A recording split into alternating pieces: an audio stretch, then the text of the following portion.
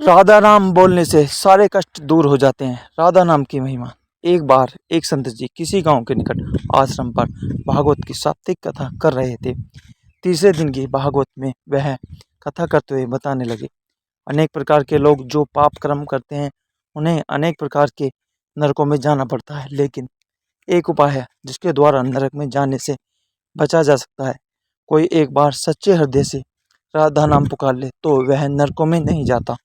एक सेठ जी जो रोज सत्संग सुना करते थे, सत्संग समाप्ति के पश्चात वह संत जी के चरणों में आकर बड़े जोर से रोने लगे। संत जी ने कहा, अरे सेठ जी, क्यों रोते हो? तुम्हारा मन उदास क्यों है? सेठ जी ने रोते हुए कहने लगे, भगवान आपकी कृपा से मुझे सब कुछ प्राप्त है, पर मेरे मन को एक बड़ी चिंता सताती है। संत जी कहने लगे, क्या यह कौन सी चिंता है? सेठ जी कहने लगे, आज आपने भागवत कथा में नरकों का वर्णन किया और वर्णन करते हुए बताया कि जीवों को अनेक पापों से नरकों की प्राप्ति होती है, लेकिन एक उपाय है जिसके द्वारा नरकों में जाने से बचा जा सकता है। तो प्रभु, मैं तो आपकी शरण में हूँ, जो सत्संग सुनने आता हूँ, तो मेरे मन में तो यह विश्वास है, आप संतों की कृपा से, भागवत की कृपा से मेरा उद्धार तो हो ही जाएगा। लेकिन मेरा एक छोटा भाई है जिसकी उम्र 50 साल है।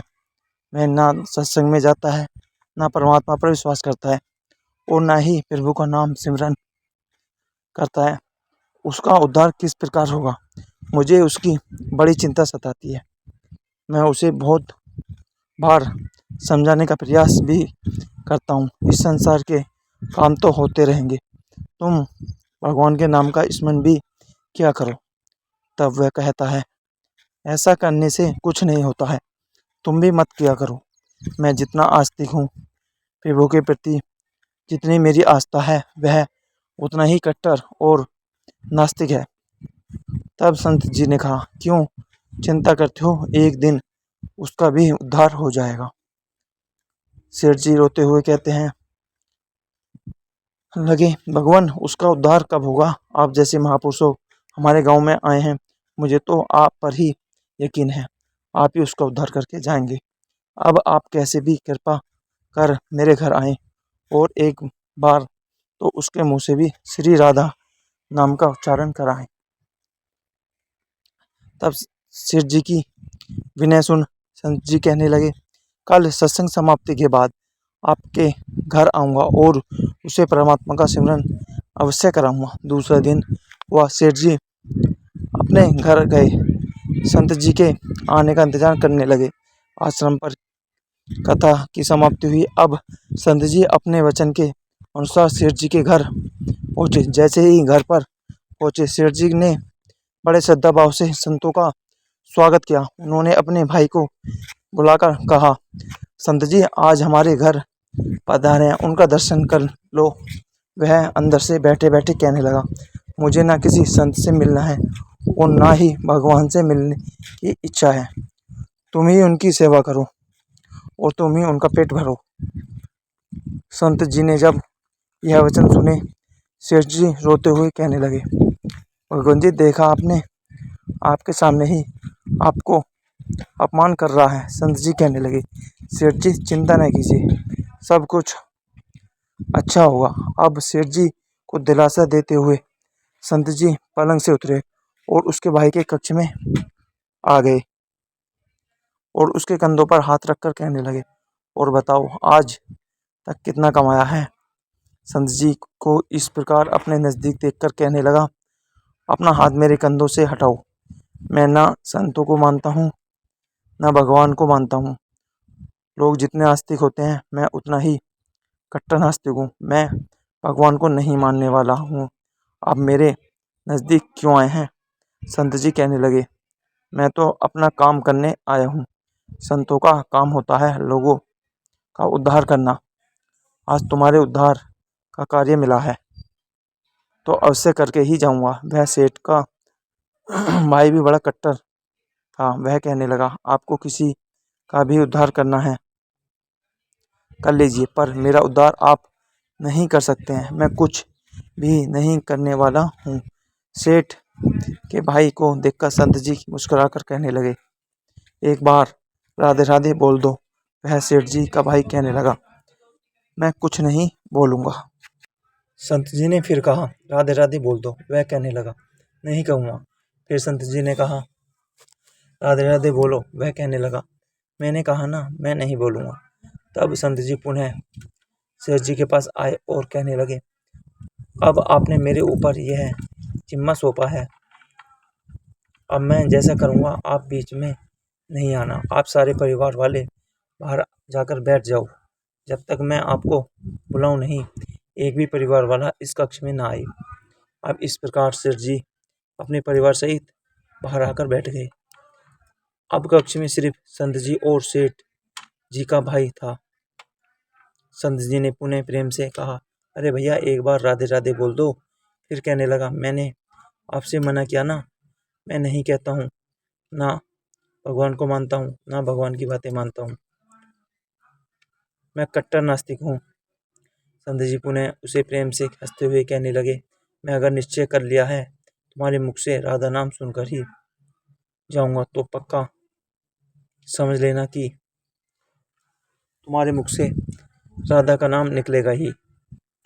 वह कहने लगा, आप कितना भी प्रयास कर लो, मैं एक बार भी नाम नहीं लेने वाला हूँ। अब संत महापुरुष होते तो बड़े दयालु हैं, पर लीला मात्र उन्होंने ऐसा किया। उसे सेठ के हाइप का हाथ पकड़ा और हाथ पकड़कर जोर से घुमाने लगे। 50 साल का वृद्ध अवस्था थी। संत भी वृद्ध थे, पर संतों के अंदर भक्ति का तेज होता है। उन्होंने जोर से उसके भाई का हाथ घुमाया, मरोड़ दिया। फिर कहने लगे, कहो राधे राधे।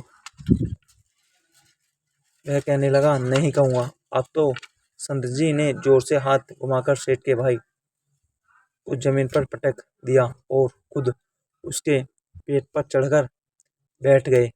और संत जो फिर कहने लगे, बोलो राधे राधे। वह फिर कहने लगा, नहीं कहूँगा। अब तो संत जी ने उसके दोनों हाथ पकड़कर उसके पैरों को दबा दिया और कहने लगे, कहो राधे राधे। अब ऐसी अवस्था में वह सोचने लगता है, यह संत मुझे मार देंगे। तब उसने बिना इच्छा के एक बार ऐसे ही कह दिया, राधे राधे। जैसे ही उसने राधे राधे कहा, संत जी उसके हाथ पैर खोल दिए।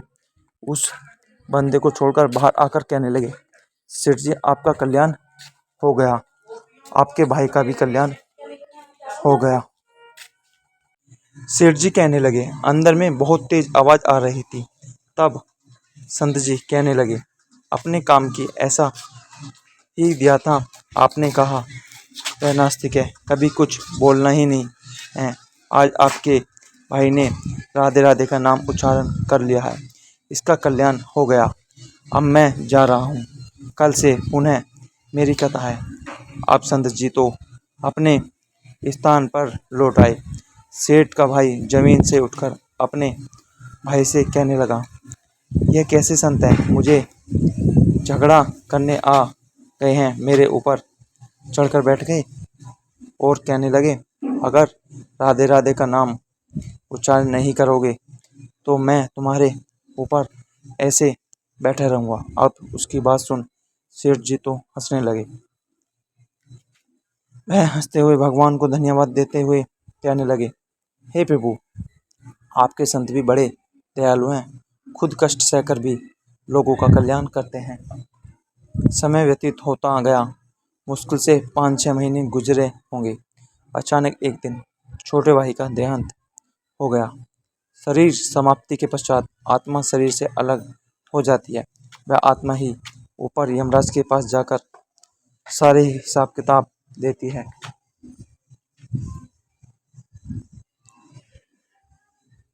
अब इस व्यक्ति का हिसाब किताब खोला गया। यमराज ने चित्रगुप्त से कहा, जो आज इंसान हमारे पास लाया गया है, इसका हिसाब क्या है? चित्रगुप्त कर्मों का हिसाब देखकर बताने लगा, हे भगवान, इसने अपने जीवन में कभी परमात्मा का नाम सिमरन नहीं किया है, सदा पाप ही पाप किए हैं, इसे तो सीधे नरक भेज दिया जाए। अभी यमराज के आदेश अनुसार जैसे ही उसे नरक भेजा जा रहा था। तभी चित्रगुप्त ने कहा, भगवान एक बात और है।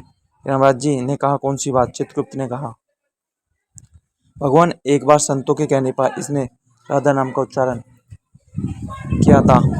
अब एक बार राधा नाम का उच्चारण। चित्रगुप्त ने कहा, भगवान एक बार संतों के कहने पर इसने राधे नाम का उच्चारण किया था। अब एक बार राधा नाम के उच्चारण का क्या फल है? यमराज ने चित्रगुप्त से कहा, थोड़ी देर तक रुकें, इसका हिसाब किया जाएगा, इसके बाद ही इसे नरक में भेजा जाएगा। यमराज ने पुनः चित्रगुप्त से कहा, जल्दी से इसका हिसाब दिखाओ, और कहीं इसने परमात्मा का नाम उच्चारण तो नहीं किया। चित्रगुप्त ने फिर से पुनः सारा हिसाब देखा और देखकर कहने लगा, भगवान इसने एक बार जो नाम उच्चारण किया है वह संतों के डर से किया था, दिल से भी नहीं किया था। पर एक बार राधा नाम का उच्चारण किया है, जीवन पाप में, अब क्या किया जाए? तभी इस इंसान से पूछा, एक बार बताओ, हमें तुम्हें पहले राधा नाम उच्चारण का फल दें या तुम्हें नरक में भेज दिया जाए? तब वह भगत हाथ जोड़कर कहने लगा, भगवान नरक में तो जाना ही है, इससे अच्छा है आप मुझे एक बार राधा नाम उच्चारण का फल दे दो, फिर मुझे जहाँ चाहे भेज देना। अभी यमराज जी अपनी पुस्तक खोलकर देखने लगे कि एक बार राधा नाम उच्चारण का फल क्या है। उन्होंने सारी पुस्तकें खोल दी, पर उन्हें कहीं फल दिखाई नहीं दिया। तब वह विचार करने लगे, एक बार राधा नाम का उच्चारण का फल तो मुझे पता ही नहीं है। तब वह अपनी शंका के निवारण के लिए उसी वक्त उसे अपने साथ लेकर स्वर्गलोक में आ गए। स्वर्ग में आकर यमराज ने इंद्रदेव से कहा, इंद्रदेव मुझे बताइए, एक बार राधा नाम उच्चारण करने का क्या फल है? तब इंद्रदेव ने बहुत प्रयास किया, पर उन्हें भी इसका फल पता नहीं चला। तब वह सब देवता मिलकर ब्रह्मदेव के पास आए। ब्रह्मदेव ने जब उन सबको देखा, तब ब्रह्मदेव ने उनसे पूछने लगे, यह आपके साथ इंसान कौन है? तब इंद्रदेव कहने लगे, भगवान इसने एक बार राधा नाम का उच्चारण किया है, बाकी सारा जीवन इसने पाप किए हैं। हमें तो पता नहीं एक बार राधा नाम उच्चारण का फल क्या है, इसलिए हम आपके पास आए हैं।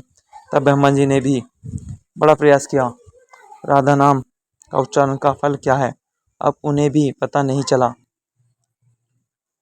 तब वह ब्रह्मदेव कहने लगे, हम सब मिलकर इसे अपने साथ लेकर भगवान शंकर जी के पास चलते हैं। तब वह भगवान शंकर जी के पास पहुँचे। भगवान शंकर जी से प्रार्थना कर कहने लगे, हे ब्रह्मदेव, इस इंसान ने सारा जीवन पाप किया है, बस एक बार संतों के कहने पर राधा नाम का उच्चारण किया है। अब आप बताइए, एक बार राधा नाम उच्चारण का क्या फल मिलता है? तब महादेव जी ने बड़ा प्रयास किया, पर वह भी राधा नाम की महिमा को बता नहीं सके। तब शंकर जी कहने लगे, अब हमें भगवान श्री कृष्ण के पास चलना पड़ेगा, क्योंकि वही राधा तत्व को जानते हैं। ऐसा सोचकर सब देवी देवता भगवान शंकर के साथ मिलकर उस इंसान की आत्मा को लेकर भगवान श्री कृष्ण के गोलोक धाम में पहुंचे। गोलोक धाम में भगवान श्री कृष्ण राधा जी के साथ अपने आसन पर विराजमान थे। भगवान श्री कृष्ण ने सब देवी देवताओं के सम्मान किया और उनसे पूछा, आज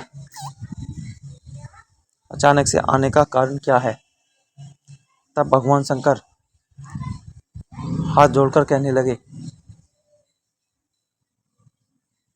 हे भगवान, यह इंसान इस धरती से लाया गया है, इसने अपने जीवन में अनेक पाप किए हैं, पर एक बार राधा नाम का उच्चारण किया था। यमराज जी पता न कर सके कि एक बार राधा नाम उच्चारण का फल क्या है।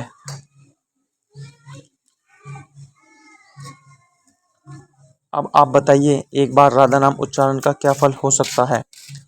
जब इस प्रकार बातें चल रही थी, तब श्री कृष्ण के पास बैठी राधा रानी बड़े जोर से हंसने लगी। तब श्री कृष्ण ने कहा, हे राधिका, क्यों हंसती हो? तब राधिका कहने लगी, हे भगवान, यह सभी अभी तक राधा नाम का महत्व समझ नहीं सके हैं। तब भगवान शंकर जी कहने लगे हैं, हे महारानी, राधिका के नाम का क्या फल है, आप हमें बताइए ना। तब राधिका जी कहने लगी, हे महादेव, आप खुद सोचिए ना।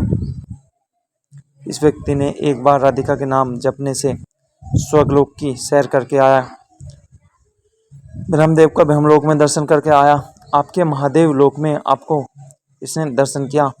आज एक बार उच्चारण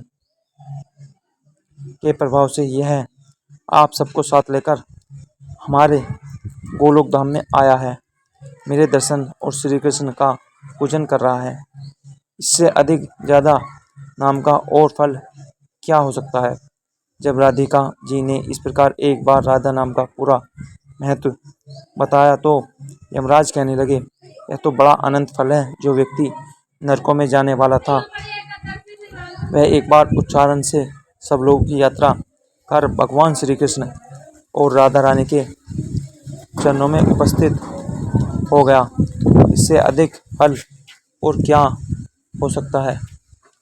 तभी फिर से यमराज कहने लगे, भगवान, क्या अब इसे नरकों में जाने की आवश्यकता नहीं है? तब श्री कृष्ण जी कहने लगे, धर्मराज, जिसने एक बार राधा रानी के चरणों का दर्शन कर लिया हो, वह तो कभी नरक में जा ही नहीं सकता है। तब वह भगत जो वहाँ पर राधा रानी के दर्शन कर रहा था, वह कहने लगा, महारानी, मैंने तो संतों के डर से आपका राधा का नाम उच्चारण किया था, पर जो सच्चे हृदय से आपके नाम का उच्चारण करते हैं, उन्हें जीवन में कोई कष्ट नहीं होगा ही नहीं। वह तो नरकों की यात्रा में कभी निकलेंगे ही नहीं, वो तो सीधा आपके चरणों में ही समा जाएंगे। तो इतना महत्व है एक बार राधा नाम के उच्चारण का। तो सच्चे हृदय से जो एक बार इस प्रकार राधे राधे श्याम मिला दे, तो राधे नाम का उच्चारण करते ही परमात्मा का साक्षात दर्शन हो जाता है। राधे राधे। अगर आपको वीडियो पसंद आई हो तो हमारे चैनल को सब्सक्राइब जरूर करें।